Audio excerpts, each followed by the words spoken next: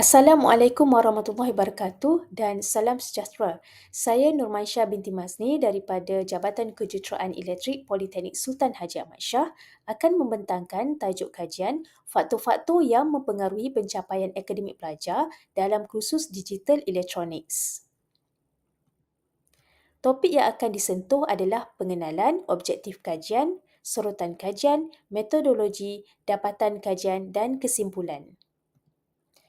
Sebagai pengenalan, kursus Digital Electronics merupakan salah satu kursus teras disiplin yang wajib diambil oleh pelajar yang mengikuti program diploma dalam bidang kejuruteraan elektrik di Politeknik.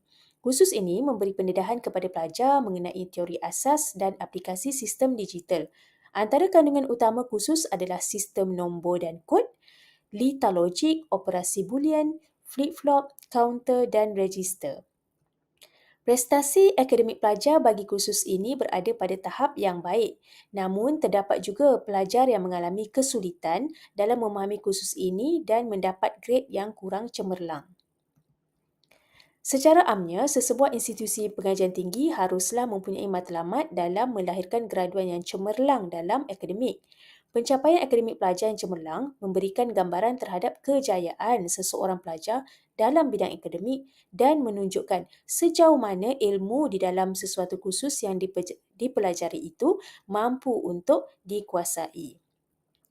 Polisas yang merupakan salah sebuah institusi pendidikan dalam memberikan akses kepada program pendidikan dan latihan teknikal dan vocational amat menitik beratkan tahap pencapaian akademik pelajarnya. Sehubungan dengan itu, kajian ini dijalankan untuk mengenal pasti faktor-faktor utama yang mempengaruhi pencapaian akademik dan mengenal pasti kewujudan perbezaan antara pelajar lelaki dan perempuan terhadap faktor-faktor dan pencapaian akademik pelajar dalam kursus Digital Electronics. Objektif kajian. Kajian ini bertujuan untuk melihat faktor-faktor yang mempengaruhi pencapaian akademik pelajar semester 2 program DEE iaitu Diploma Kejuruteraan Elektrik dan Elektronik, DEP iaitu Diploma Kejuruteraan Elektronik Komunikasi dan DTK iaitu Diploma Kejuruteraan Elektronik Komputer. Politeknik Sultan Haji Ahmad Shah terhadap kursus Digital Electronics. Objektif pertama adalah mengenal pasti tahap sikap, minat dan pengajaran dan pembelajaran iaitu PDP pensyarah terhadap pencapaian akademik pelajar bagi kursus Digital Electronics. Dan objektif kedua adalah mengenal pasti perbezaan antara pelajar lelaki dan perempuan terhadap faktor-faktor yang mempengaruhi pencapaian akademik pelajar dalam kursus Digital Electronics. Terdapat banyak kajian yang telah dijalankan mengenai faktor-faktor yang mempengaruhi pencapaian akademik.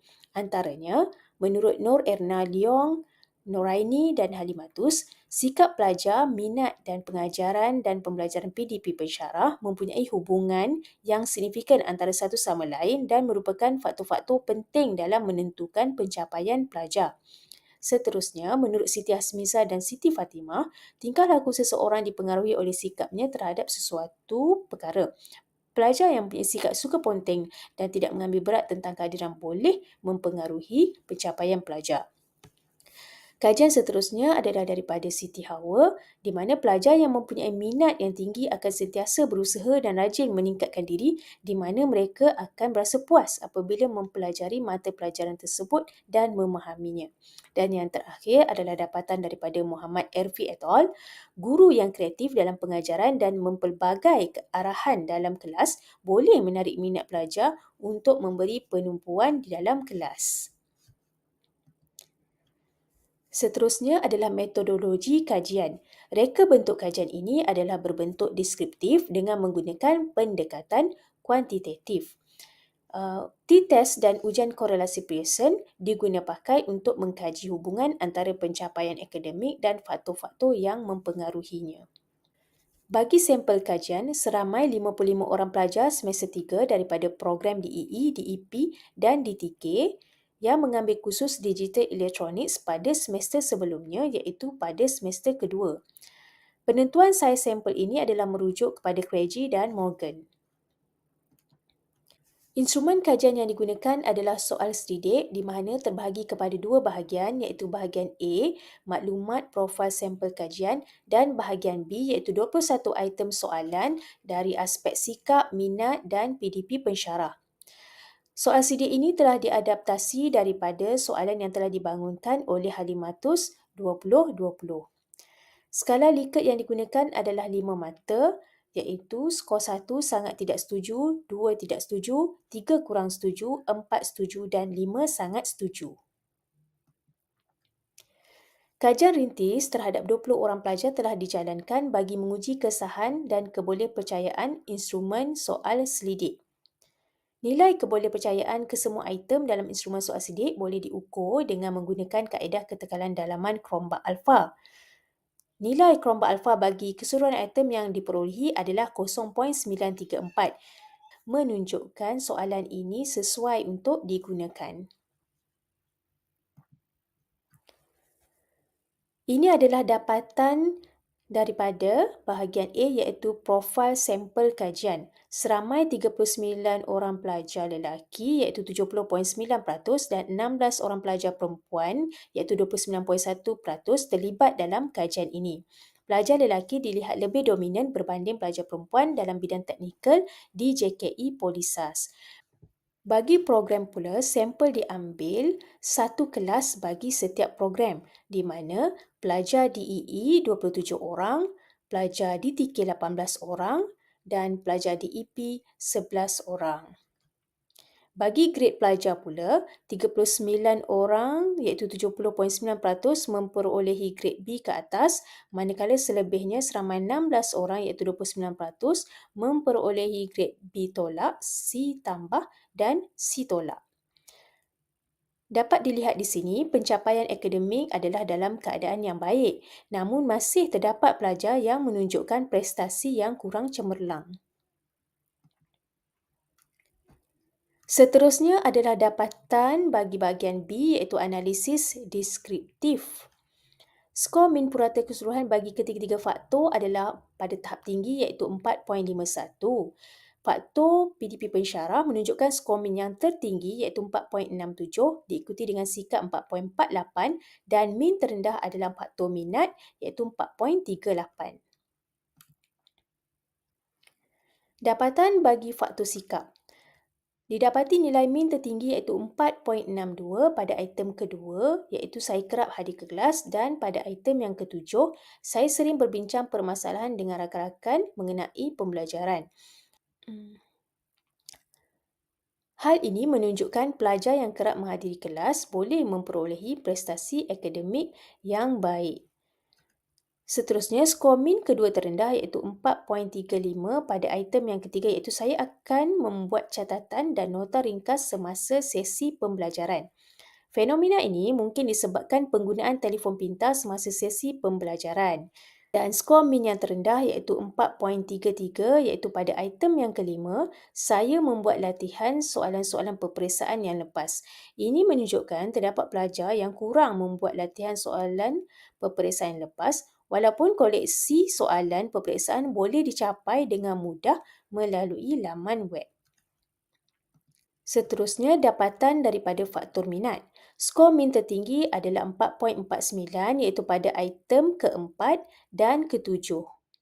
Saya berasa teruja untuk melakukan kerja amali digital electronics dan saya mempunyai kesungguhan untuk mendapatkan markah yang tinggi dalam setiap penilaian dan tugasan.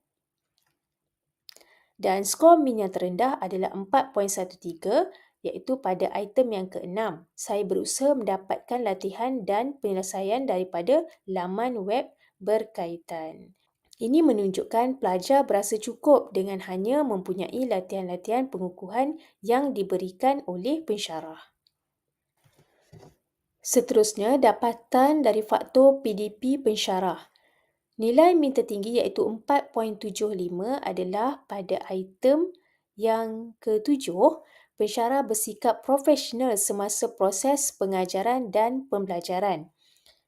Pelajar bersetuju pensyarah kursus digital elektronik bertanggungjawab dalam menyampaikan PDP yang berkesan kepada pelajar selari dengan item kedua dengan skor min kedua tertinggi iaitu 4.71 di mana pensyarah mahir dalam kursus ini. Seterusnya, nilai min terendah iaitu 4.60 pada item kelima.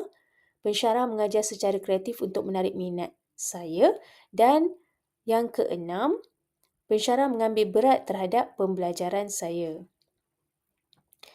Dan skor min yang terendah adalah pada item yang ketiga, iaitu pensyarah sentiasa membantu saya menyelesaikan masalah dengan menggunakan teknik yang betul dan mudah.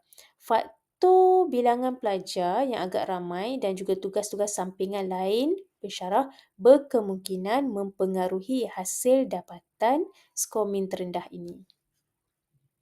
Seterusnya, dapatan untuk mengenal pasti perbezaan jantina terhadap faktor-faktor dan pencapaian. Levin test telah dilakukan terlebih dahulu sebelum ujian T bagi menguji kehomogenan variance. Perbezaan yang signifikan antara pelajar lelaki dan perempuan bagi ketiga-tiga faktor. Seterusnya, terdapat perbezaan yang signifikan antara jantina pelajar terhadap grade pencapaian. Pencapaian grade pelajar perempuan lebih tinggi berbanding pelajar lelaki. Seterusnya adalah analisis kolerasi antara faktor-faktor dan pencapaian grade. Ketiga-tiga faktor mempunyai hubungan signifikan yang positif di antara satu sama lain. Faktor sikap mempunyai hubungan sangat kuat terhadap faktor minat dan mempunyai hubungan kuat dengan faktor PDP pensyarah. Manakala faktor minat mempunyai hubungan kuat dengan faktor PDP pensyarah. Namun, tiada hubungan bagi faktor minat dan PDP pensyarah terhadap pencapaian pelajar. Dan faktor sikap mempunyai hubungan positif yang lemah dengan pencapaian akademik pelajar. Ini membuktikan faktor sikap mempengaruhi pencapaian pelajar. Dapat dirumuskan di sini ketiga-tiga faktor iaitu sikap, minat dan PDP pensyarah mempengaruhi pencapaian akademik pelajar dalam kursus digital electronics. Ini adalah dapatan daripada analisis kenormalan data. Ujian untuk menentukan kenormalan taburan data telah dilakukan bagi tujuan membolehkan ujian parametrik korelasi persen digunakan dalam kajian ini. Hasil ujian normaliti bagi faktor sikap, minat dan PDP pensyarah mendapati bahawa data bertaburan secara normal dengan bacaan keputusan Squeenness dan kurtosis. Nilai diperolehi dalam julat di antara negatif 2 hingga 2.00 menunjukkan data berterabur secara normal.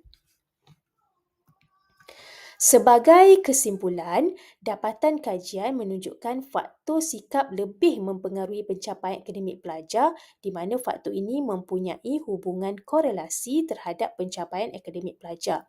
Justru itu, faktor sikap perlu diambil perhatian seperti memberikan nasihat, motivasi dan melaksanakan aktiviti-aktiviti yang sesuai seperti bengkel menjawab soalan-soalan peperiksaan. Kajian ini juga dapat memberi panduan dan gambaran yang lebih jelas kepada institusi, pensyarah maupun pelajar itu sendiri bagi tujuan penambahbaikan dalam mempertingkat kecemerlangan akademik pelajar. Antara saranan untuk kajian lanjutan adalah mengkaji daripada faktor lain seperti motivasi, persekitaran dan gaya pembelajaran. Selain itu, memperluas kaedah pengumpulan data seperti kaedah temu bual dan pemerhatian agar dapat memperolehi maklumat yang lebih mendalam dan terperinci. Sekian, terima kasih.